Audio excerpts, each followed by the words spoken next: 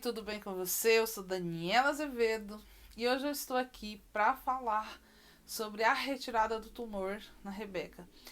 Se você assistiu os vídeos anteriores, você vai saber exatamente do que eu estou falando. Se você não assistiu, assiste os outros vídeos, são todos uma playlist para que você entenda exatamente o que aconteceu.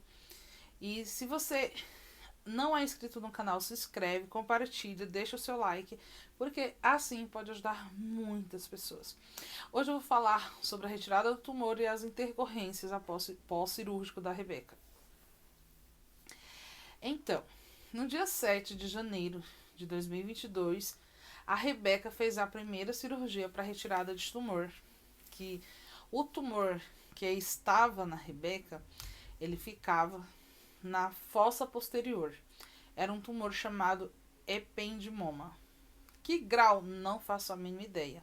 Não pergunto, porque realmente eu não quero colocar isso no meu córtex, que é o córtex pré-frontal, para mim acreditar totalmente na cura, para mim não ser contaminada em desacreditar que possa ter cura e para mim não ficar atraindo, através do medo, a reincidência desse tumor. Ou de qualquer outra coisa, qualquer outra doença. Porque eu acredito que a gente atrai. Então, no dia 7, a Rebeca entra no centro cirúrgico. 10h33 da manhã ela foi sedada. A médica, antes da cirurgia, um dia antes ela veio, me chamou, a doutora Patrícia, falou todas as intercorrências que podiam acontecer, que poderia ser que a Rebeca parasse de falar por um tempo, ficasse entubada por um tempo, poderia ser que ela tivesse um pouco de paralisia facial e falou todas as intercorrências, que graças a Deus a Rebeca não teve quase nenhuma das intercorrências que ela falou. Ela falou, quando eu entrei lá no quarto, eu orei, fui no banheiro, orei, falei, pai, tudo que ela foi falando, eu falei, pai, sem isso, sem isso, sem isso, fui orando. E a Rebeca entrou 10h33 da manhã sedada. Ela da sexta-feira, do dia 7, ela saiu. Ela foi para a UTI, era 2h40 da manhã do sábado, dia 8 de janeiro. Quando a Rebeca saiu, o médico anestesista já tinha falado para mim que quando ela saísse, ela sairia irreconhecível, muito inchada. Quando a Rebeca saiu, ela saiu muito inchada. Assim, irreconhecível. Eu não tirei foto porque realmente era muito irreconhecível.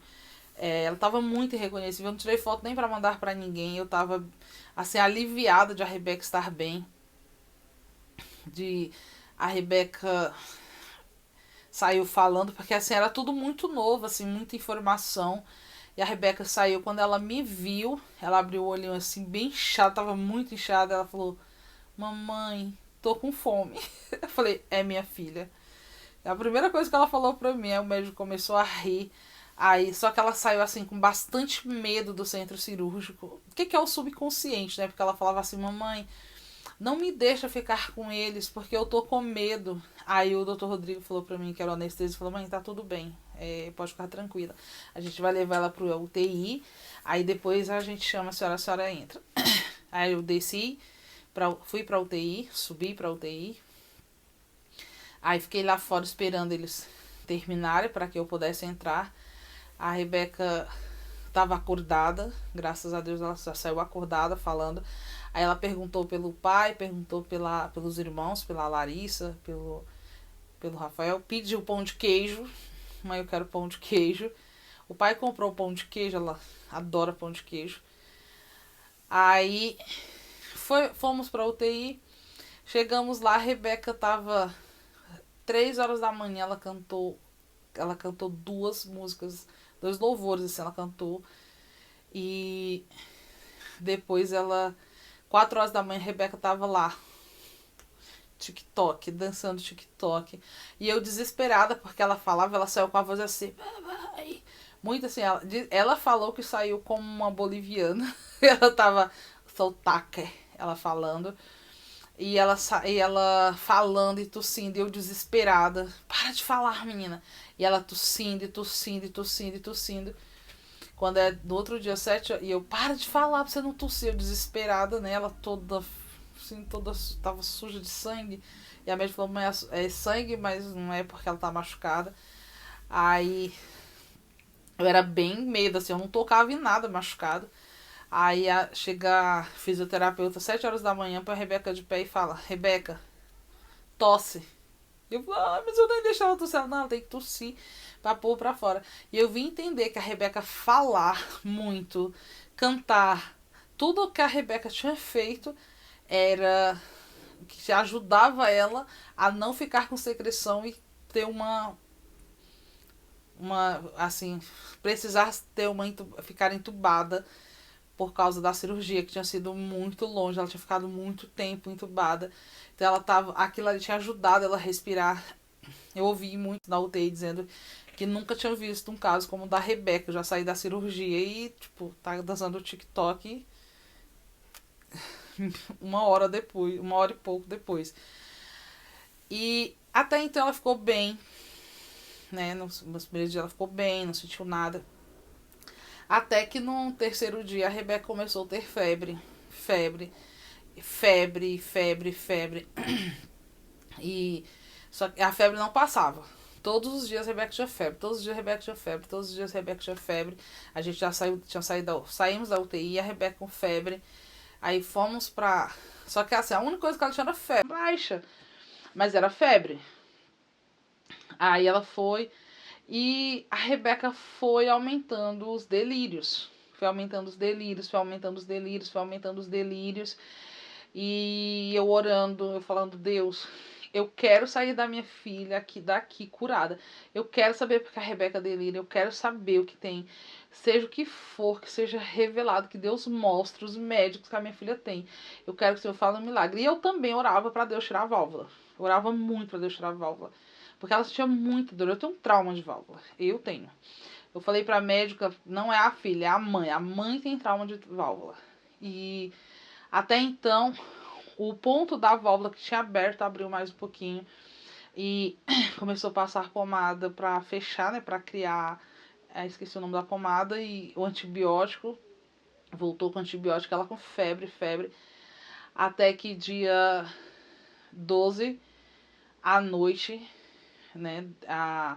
Ali eu não consegui dormir, a Rebeca com febre, eu não conseguia dormir. Mesmo ela dormindo, ela medicada, eu não conseguia dormir, eu senti o negócio. Tinha sido assim um dia horrível, dia 12. Tudo deu errado, dia 12. Tudo deu errado, tudo que você possa imaginar deu errado. E eu, assim, eu tava sentindo um negócio estranho, diferente. Quem me conhece sabe que eu sou muito sensível para essas coisas. Sou muito sensível ao mundo espiritual. Quando foi mais ou menos 1 hora da manhã, eu senti o anjo da morte no quarto. Assim, era mais ou menos 1 hora da manhã. E quando o anjo da morte chegou, ali eu comecei a ver a Rebeca mais quente, mais quente, mais quente. E eu chamei a técnica de enfermagem e ela mediu a temperatura da Rebeca. Tava febril, não tava tanta febre. Só que o termômetro dela, quando a gente foi ver, ele tava com a bateria fraca. E eu fui lá, não pedi outro termômetro emprestado. Quando eu fui ver, a Rebeca tava com 39,1 de febre. E só que assim, já tinha dado remédio.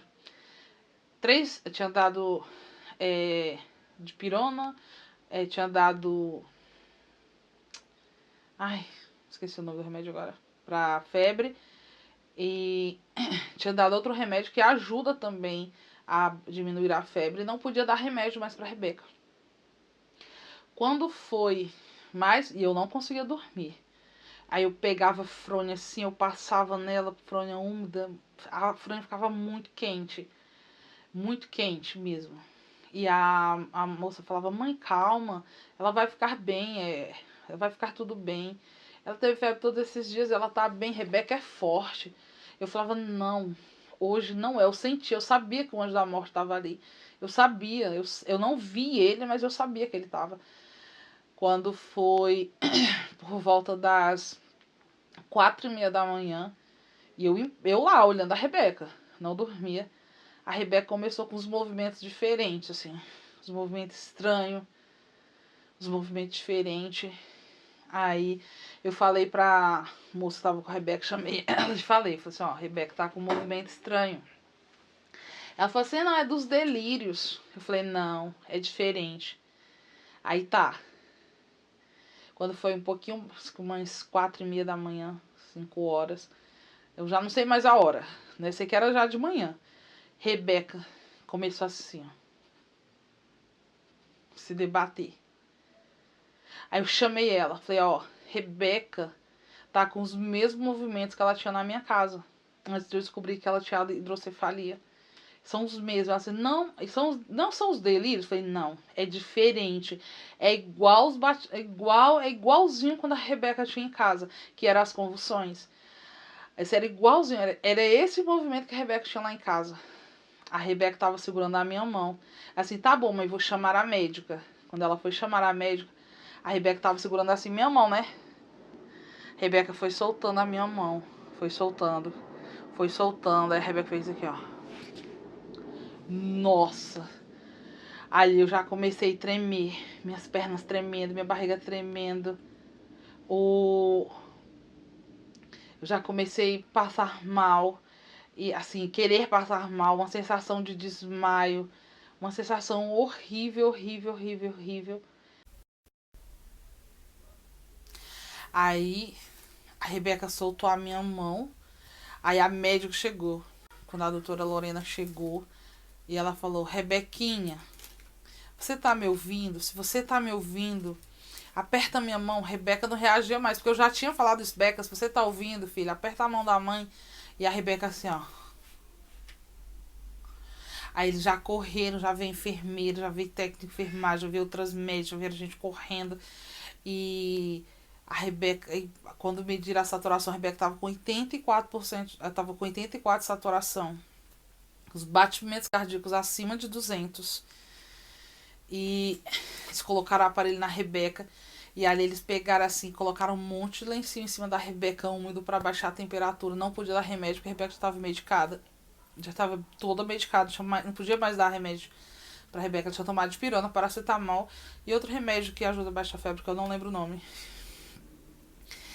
Aí, ali o negócio foi pesado.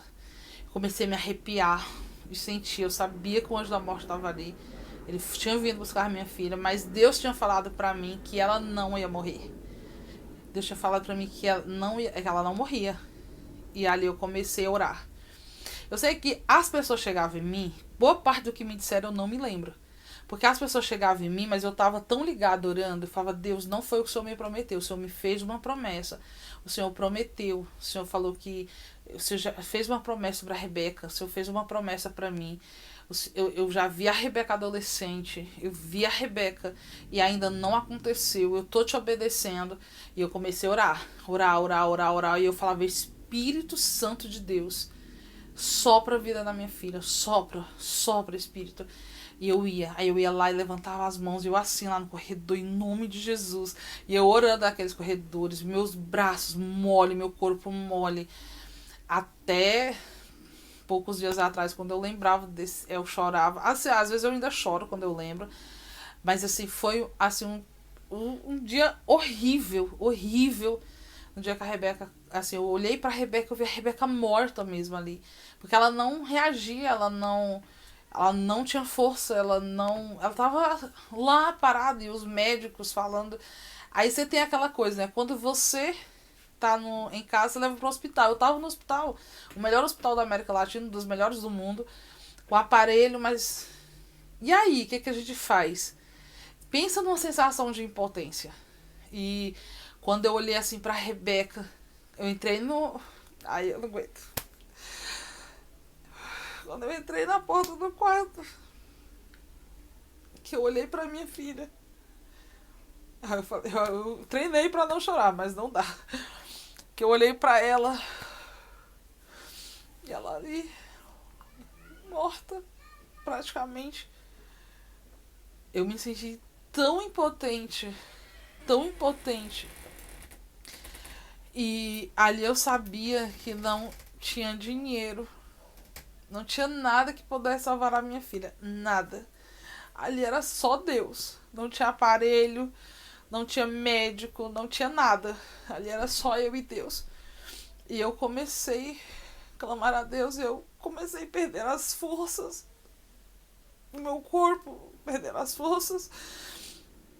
E eu dizia assim, Daniela, fica de pé. Você não vai desmaiar. Aí eu liguei pra minha tia, que é pastora.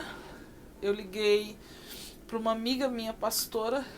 E eu falei, ó, desculpa, tá ligando. Já era 7 e pouco da manhã. Eu falei, desculpa estar ligando essa hora, mas a Rebeca tá mal. Eu preciso de ajuda. Porque se eu estiver sozinha, eu sou uma pessoa. Mas com mais uma pessoa, eu sou uma igreja. E eu sou cristã, é nisso que eu creio. E minha tia falou, vamos orar. A minha amiga falou, Dani, vamos orar. E nós começamos a orar. E com 5 minutos depois, a saturação da Rebeca começou a subir, a febre começou a ceder, os batimentos cardíacos melhoraram. E eu coloquei uma música que a gente sempre cantava, Oceans. E ela ali, ela não reagia. E eu colocava, eu falava, Rebeca, vem pra fora, filha. Reage, Rebeca. Eu falava, Espírito Santo, sopra a vida sobre a minha filha. Quando foi a terceira vez que eu coloquei a música Spirele, que a gente sempre cantava, né? Oceanos, mas eu coloquei em inglês, que a gente gosta. Ali a Rebeca, na terceira vez que eu coloquei a música, ela começou a reagir. Começou a reagir. Aí ela pegou na minha mão, apertou e falou, oi mamãe. Eu comecei a chorar. Ela falou, você tá chorando por quê? Eu falei, nada, filha. Mãe tá feliz que você está bem. E o meu corpo, assim, ali deu a descarga total do meu corpo. Aí, sabe quando você tem uma descarga emocional? E eu me segurei ali pra dar de pé e pedir misericórdia a Deus pra ficar de pé. Aí chegou a neurocirurgiã, chegou, a doutora Thalita. E eu não lembro de que ninguém falou. Eu gosto de todos os outros médicos, mas eu não lembro. Eu olhei pra Thalita, porque eu falei, Thalita, eu quero ouvir de você.